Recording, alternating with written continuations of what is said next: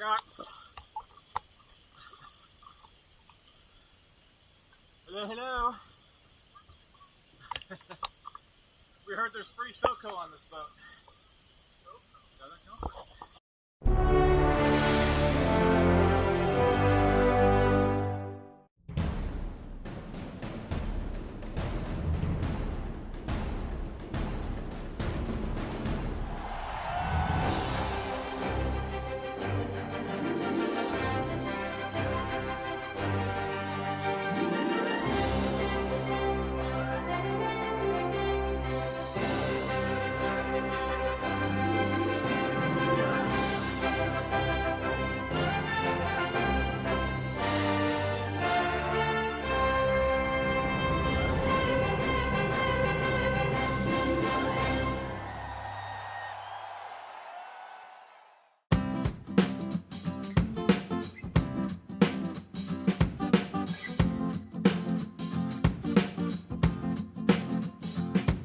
All right, hey everybody, this is Ann and Dennis again from GTFOplan.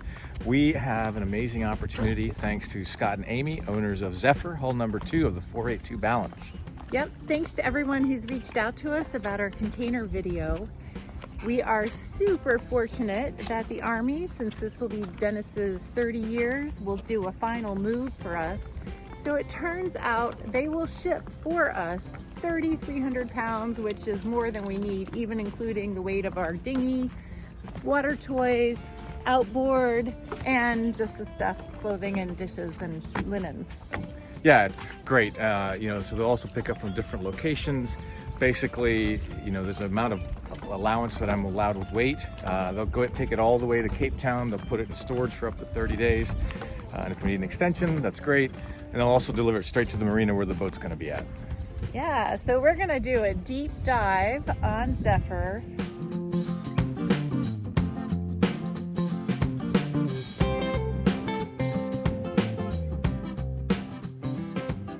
My name is Buddy Rayleigh. I'm the dockmaster here at South Annapolis Yacht Center in Annapolis, Maryland. They're called mayflies. They're only supposed to come in the May, but they hang around for a couple months. And they don't bite you. They're harmless, but they can accumulate, in one or two areas pretty densely. Talk about liking the white. Oh yeah, and they love white for some reason. They just are attracted to white, like white walls, white boats. So one of the things that's really nice, you notice we're up on the side of the dock, and that's probably almost always how you'll be with a catamaran, is they have this little step right here, and it's so nice to step off rather than having hitch over this. So we're here in the cockpit, and one of the things that we really didn't think about before we bought our 12-foot pedal board is underneath you can do straps, which is great, but only up to 10.5 feet. So our stand-up paddle board will fit, but not our pedal board. And it's only 10.5 because from the bulkhead where the salon and cockpit transition to the back of the coach roof, and also then where the traveler comes down, that's the limiting factor. Yeah. But we have plenty of rail space up front to put a 12-foot board. Yeah, because we were wondering, and we brought a measuring tape, if we could somehow do a diagonal. So we'll go ahead and measure for that and see what happens. Yeah, we'll check it out. All right.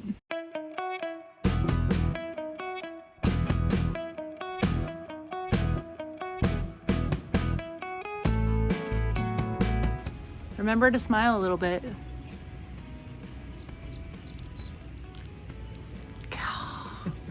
It's crazy, the style of the key for the door. It looks like this old-fashioned key.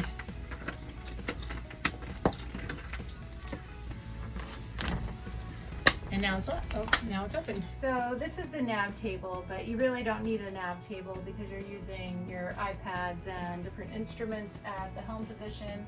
But what we're gonna do is have all our instrumentation here where we check batteries and water levels, fuel levels, that type of thing.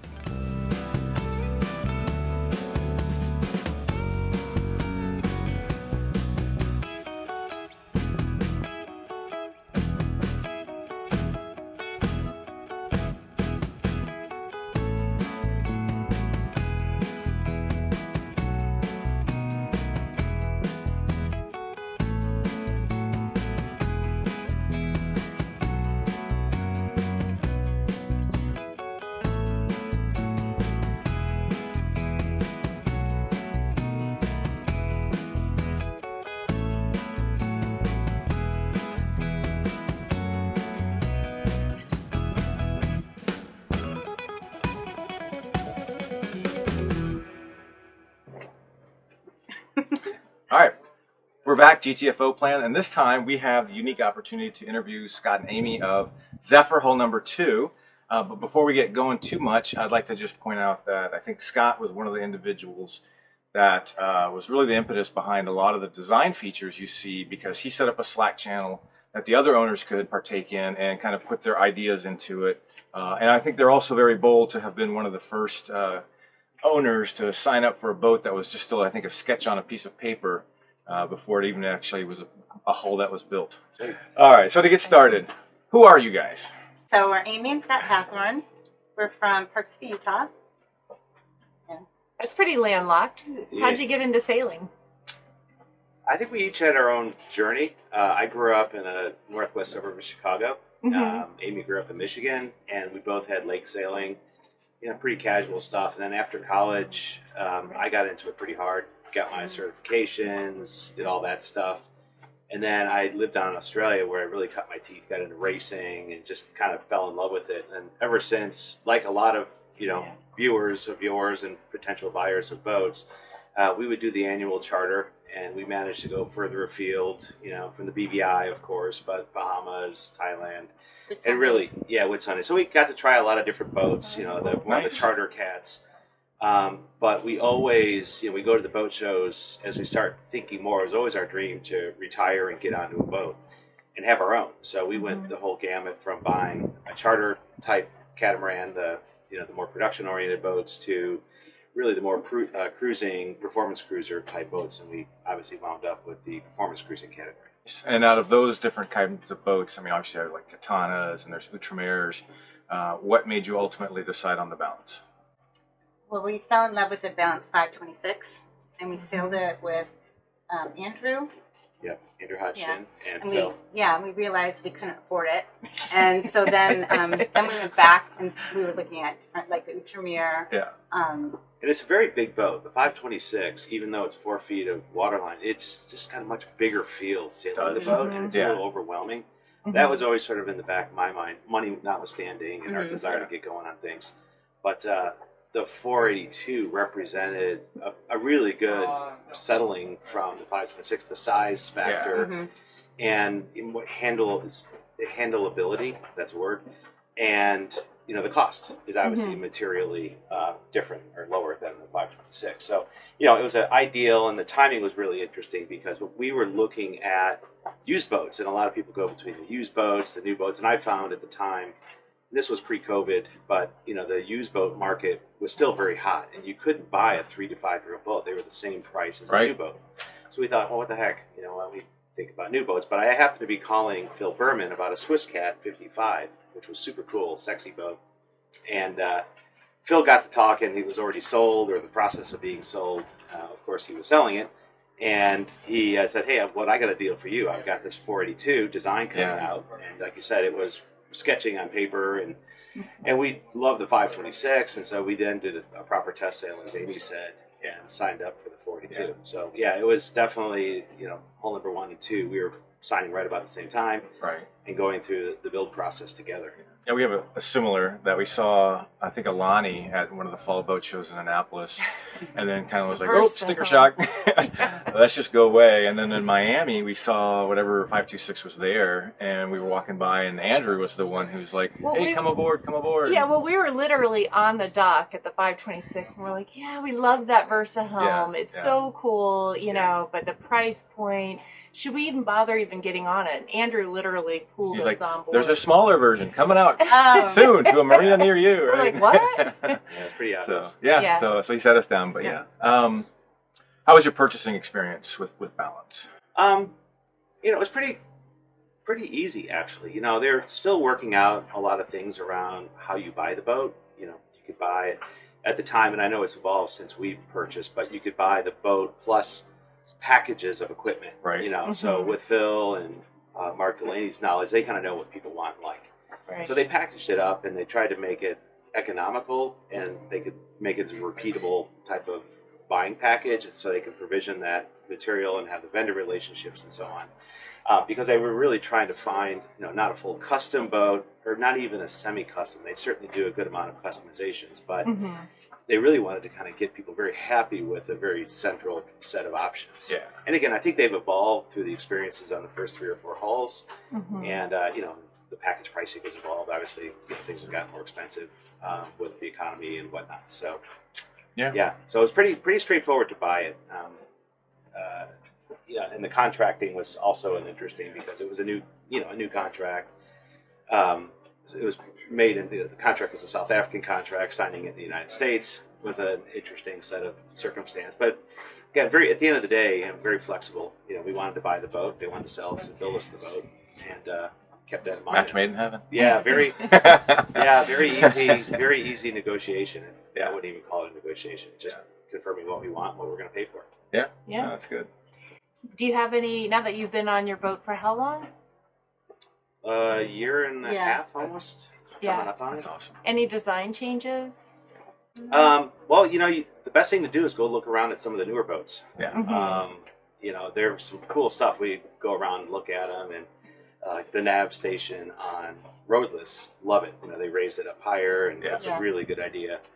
And there's a lot of internal changes of how they configure some of the equipment on the boat, which I think makes it operate more effectively. Refrigerators are always difficult in a warm marine environment. They've improved those dramatically. Mhm. So we've had teething pains on things like that, but there's good evidence that the builder is learning from those experiences. Yeah. The thing I really, this week down at the multi-hull challenge, it kind of opened my eyes is all these guys with the electric screechers furler, and furlers. Oh my God. Yeah. We're Game doing changer. it the old school way of almost killed ourselves bringing our AC down yesterday as Roadless went by just for when there's a... I'm so jealous of Paul and Meg. Yeah. Well, we've heard that the sail can be modified if you want to add that on. Oh, boy, great. More money. Yeah. Yeah, but no, that's an excellent point, though, is that we have seen, as we've gotten on all the different boats, kind of the evolution, and it goes to show that Balance does listen to what the owners are saying and is incorporating some of those things, and is willing to make adjustments and changes, with regards to the designs. I mean, Every one of the boat things they're that we making. fell in love with Catalyst is the little spice rack up in the corner in the shelf. yeah. So, and I know Roadless did something similar. Mm-hmm. Yeah, the continuous improvement is what impresses us the most. They don't just say, this is the way it is, we're not going to change. They say, oh, we need more venting for the refrigeration, and they add that on subsequent builds. Yeah, it's hard though too. This is not a mass-produced boat, so that's the thing to keep in mind. I think is Kevin on Golden Hour likes to say, it's a small batch brewery, so you get limited quantities, and they have to maintain the quality. But For sure. it's not a full, continuous improvement. That continuous improvement is a fairly short cycle. Mm-hmm. So yes, they go boat by boat and look for improvements on those. And again, I think at the end of the day, there's good evidence that they're improving these boats incrementally, each one at a time. Well, I think also to that point, here we are, at the Caribbean Multi-Hull Challenge, and you've got, Mark and Phil and representatives of the company here to help the owners, and then even flying in parts and pieces that need to be. Yeah, and it's a good point too there, because during the Annapolis Boat Show, talk about Mark, who's kind of the go-to for a lot of the boats here, and he came in for the show, and he spent all of his time working on the boats, helping us get through immediate challenges that we had. Both and just Marks. Mark Delaney and that's right. Mark Worley both, and we did a long drive down to the Zimmerman Boatyard, about a 4-hour drive. We left at about 4 a.m, and went down after a long night, and they spent 5-6 hours just going through my boat, fixing things that have been outstanding. And so talk about commitment. It's that's good. Probably one of the better days of boat ownership right there. And it was maintenance. So it's pretty rare to see that. Yeah. So which leads us to Tell us, how has the warranty service been?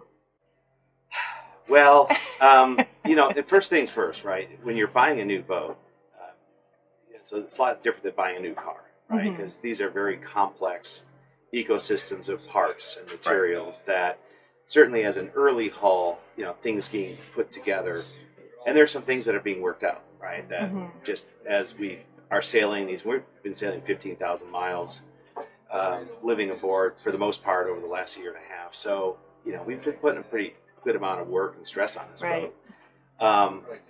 But, we have had a lot of teething pains on these boats. And again, a lot of things that you see kind of baked back into the new boats are being improved. That's a very solid point. But I think Balance there's never been a wavering commitment to make this boat right.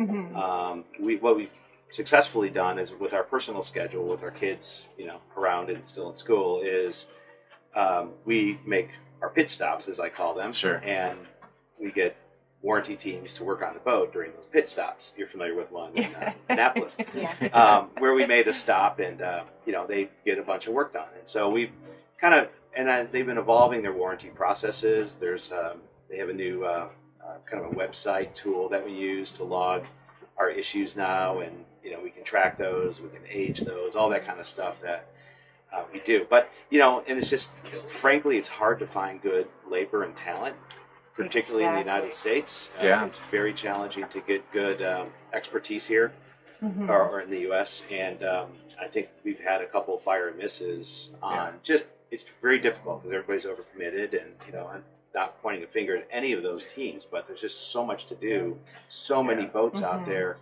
It's hard to get a team out there. So I know Balance is actually going to send a team from South Africa in the coming months, where they're going to come in and just make another one of those pit stops, a real positive, productive time spent. In Virginia, right? In Florida, Virginia, somewhere. So, so they're working out those details. But again, I think it does show, again, you judge the builder on their response to the problems. They're not trying to point fingers and blame, because again, they're complex, lots of vendors involved.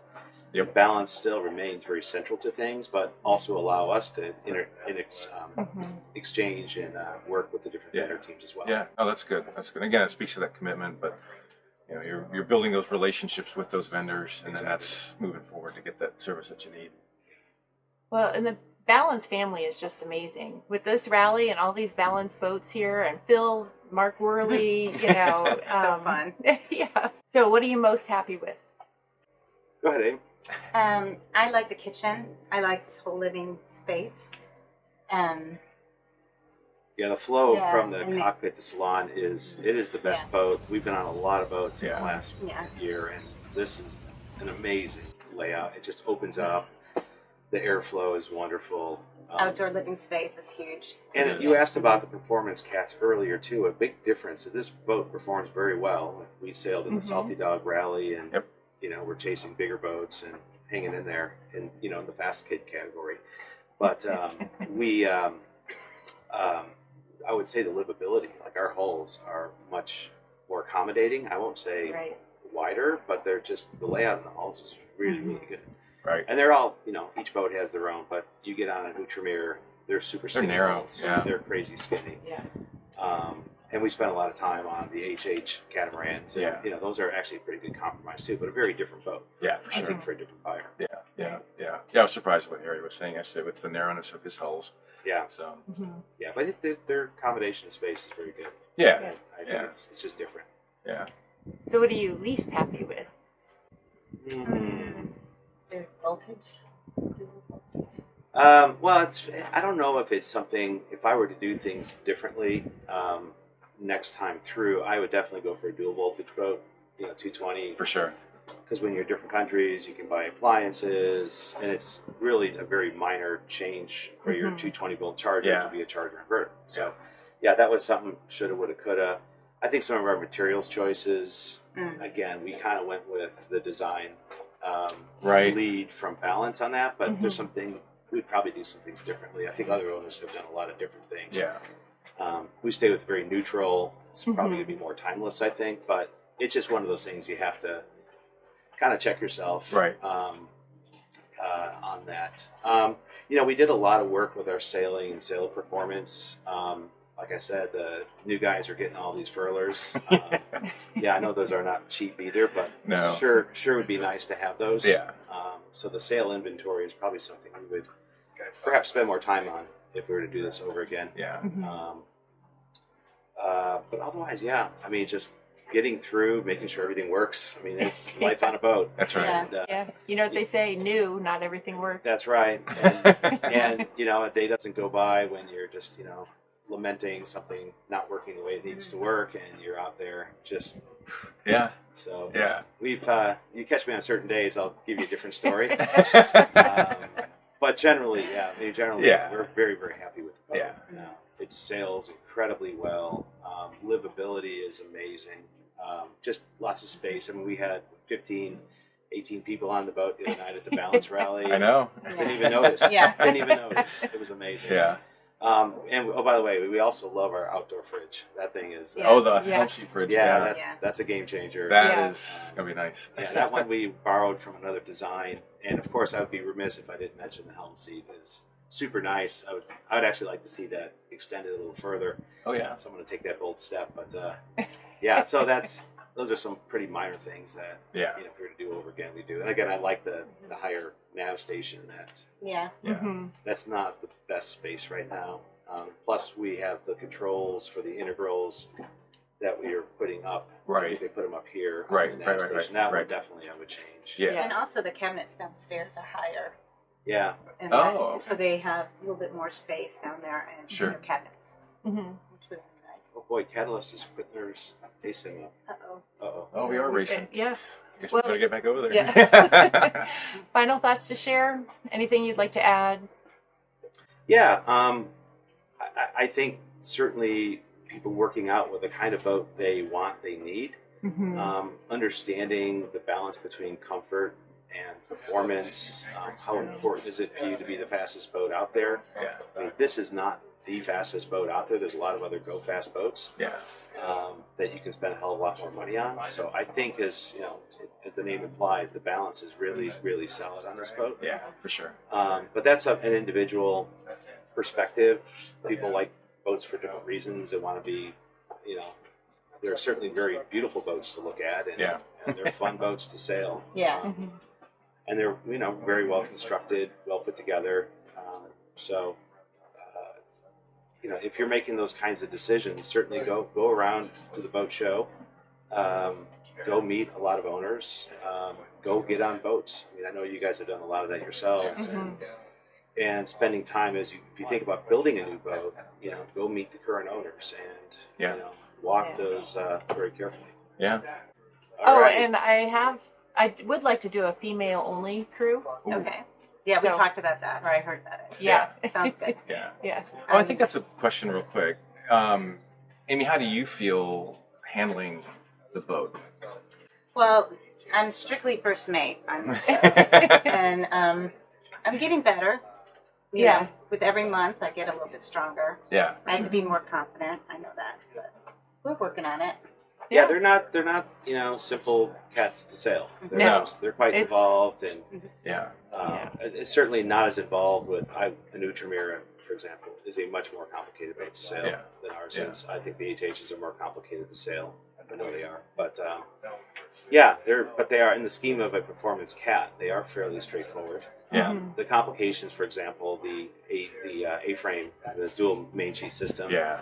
takes a lot of getting used to, tacking and jiving those, Yeah. and moving the sheets. A lot around. of sheet work. It gives you Yeah. a lot of control. It gives you a lot of specifics on your performance, but at the same time, you got to really kind of pay attention to what you're doing. Yeah, it's a lot of boat. Those big sails, Yeah. they're Yeah. scary. Yeah, It's when they really get loaded scary. up. Mhm. Yeah. Yeah. Like yesterday. Well, thank you for your time. Awesome. This is It's been great. fun doing Thank you. this, and I Nice to see think you the guys. next time we will probably see you, we'll probably be on our own boat. YouTube boat. No. Yay! Yeah, and you'll be here next year. Yep. For sure, that's the plan. Awesome. But maybe we'll see each other somewhere in between.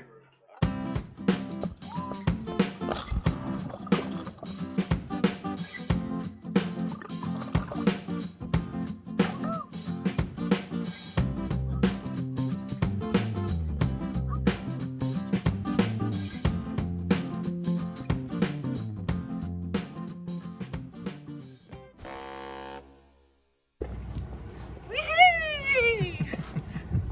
We're doing measurements! Woo! So exciting measurements.